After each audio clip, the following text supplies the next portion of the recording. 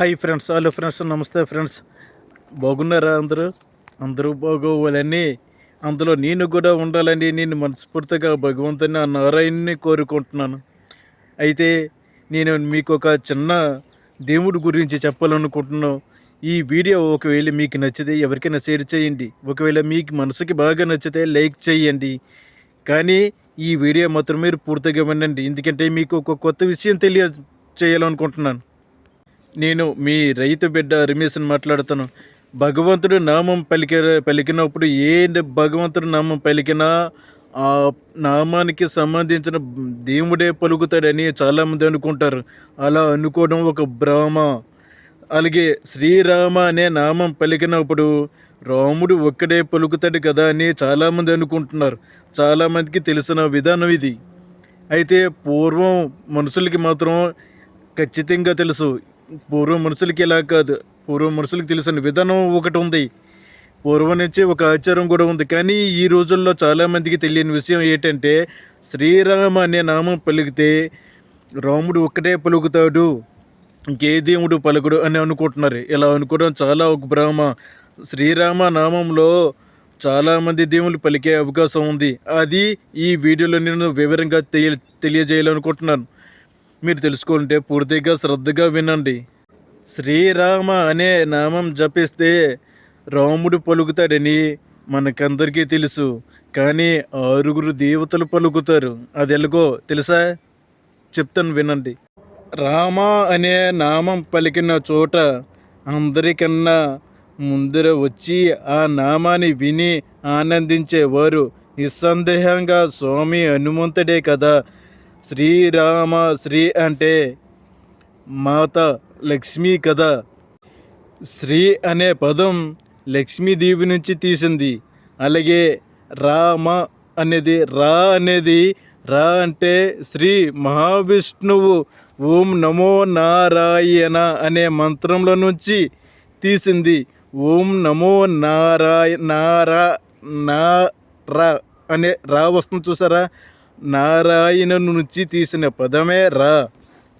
అక్షరాన్ని జీవ అక్షరాన్ని తీసుకొని, అలాగే మా అంటే శివుడు ఓం నమ శివాయ అనే మంత్రం నుండి మా అనే జీవాక్షరాన్ని తీసుకున్నారు.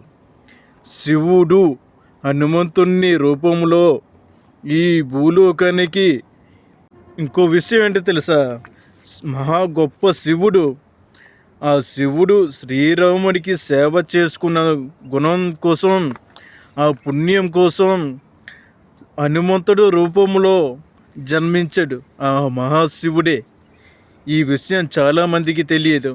కానీ చరిత్ర తిరగరాస్తే ప్రతి ఒక్కరికి చరిత్ర తెలుస్తుంది. చాలామంది దేవతలు శివలింగాన్ని పూజించారని వింటున్నారు, కానీ రాముణ్ణి శివుడు దైవంగా భావించారని ఎప్పుడైనా మీరు విన్నారా? అందుకే నేను మీకు చరిత్ర తెలియజేయాలనుకుంటున్నాను. శివుడే హనుమంతుడి రూపంలో జన్మించాడు.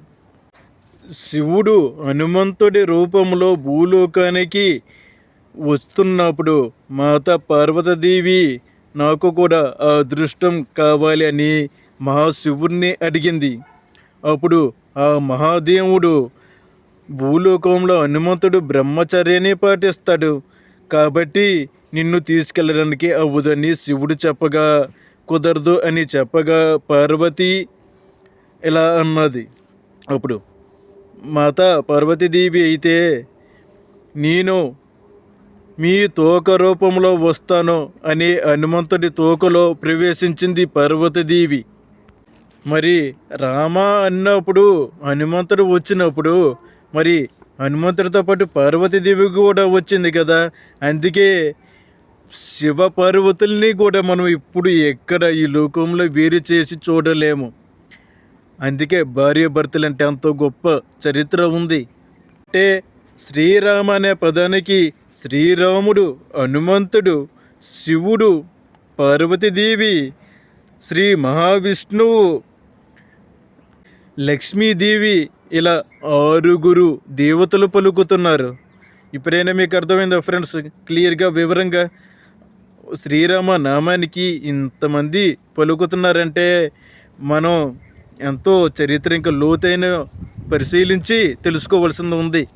ఒక నామం పలికితే ఈ 6 దేవతలు వచ్చి మనల్ని ఆశీర్వదిస్తూ ఉంటారు. అందుకే మనం రోజుల్లో కొంతసేపైనా శ్రీరామ శ్రీరామ శ్రీరామ అనే నామాన్ని జపించి మన మానవ జన్మని తరలింపచేద్దాం. జై శ్రీరామ్. మీకు ఈ వీడియో నచ్చినట్లయితే ఒక లైక్ చేసి జై శ్రీరామ్ అని కామెంట్ చేయండి. Okay friends, bye bye.